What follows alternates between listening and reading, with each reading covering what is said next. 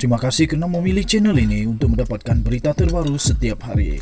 Bagi anda yang pertama kali berada dalam channel ini, sila pertimbangkan untuk tekan butang like, subscribe dan komen video ini untuk penambahbaikan pada video akan datang. Berita politik, berita semasa, berita ekonomi, berita kesihatan, pendidikan dan segalanya ada dalam channel ini. Salam sejahtera Malaysia, berita terkini yang mengejutkan. Dipetik daripada inforakyat.net bertajuk Warisan Kekal Tidak Mahu Tanda Tangan MOU dengan Kerajaan. Seorang ahli Parlimen Warisan berkata, parti itu akan kekal dengan pendirian daripada presidennya iaitu Shafie Aphdal yang tidak mahu menandatangani memorandum persefahaman MOU dengan kerajaan seperti yang telah dimeterai oleh Pakatan Harapan pada Isnin yang lalu. Ini selepas gesaan daripada veteran DAP Lim Kit Siang pada hari ini untuk warisan, pejuang dan muda untuk menyokong serta menandatangani MOU sama dengan kerajaan. Rosman Isli iaitu Ketua WIP Warisan dan Ahli Parlimen Labuan berkata, beliau kekal dengan pendirian parti dan semua ahli parlimen patut menerima jumlah peruntukan yang sama tidak kira mereka menandatangani MOU itu atau tidak.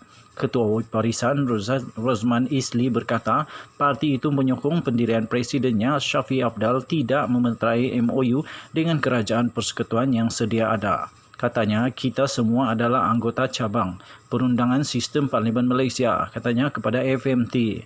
Tiba masanya untuk negara kita melangkah ke era baru yang lebih matang. Kebanyakan negara Commonwealth dengan sistem ala Westminster sudah jauh ke hadapan dengan melakukan penambahbaikan terhadap amalan mereka.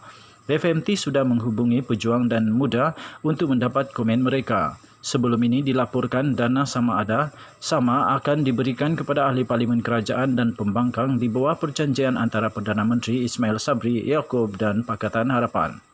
Tetapi, hanya ahli parlimen yang terbabit dalam perjanjian itu akan mendapat manfaat menurut laporan Malaysia Kini yang berkata dokumen itu menyatakan satu peringatan penting adalah dana sama hanya tertakluk kepada ahli parlimen yang terbabit dalam perjanjian ini.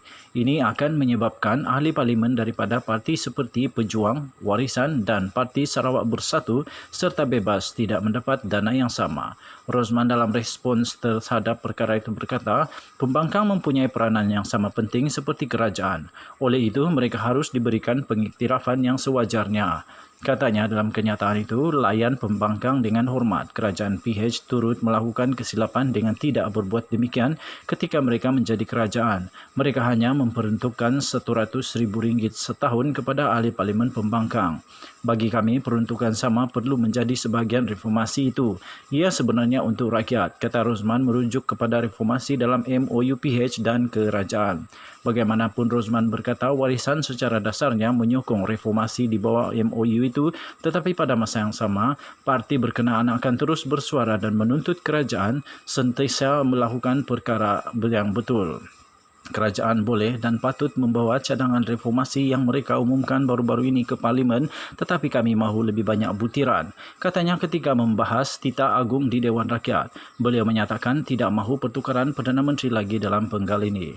Beliau berharap Perdana Menteri dan anggota kabinetnya akan memfokuskan usaha menyelamatkan negara daripada krisis kesihatan dan ekonomi akibat pandemik COVID-19. Katanya, pilihan raya umum tidak lama lagi dari sekarang. Sentiasa ada kecenderungan untuk parti pemerintah menyalahgunakan kuasanya. Jadi tekanan daripada pembangkang diperlukan untuk kebaikan negara. Tambahnya, kami tidak berminat dengan pertukaran PM atau kerajaan lagi untuk penggal ini. Jadi tidak kisah jika kami tidak menandatangani MOU itu. Berita penuh sila layari www.freemalaysiatoday.com. Kita jumpa lagi. Selamat pagi Malaysia. Bye-bye.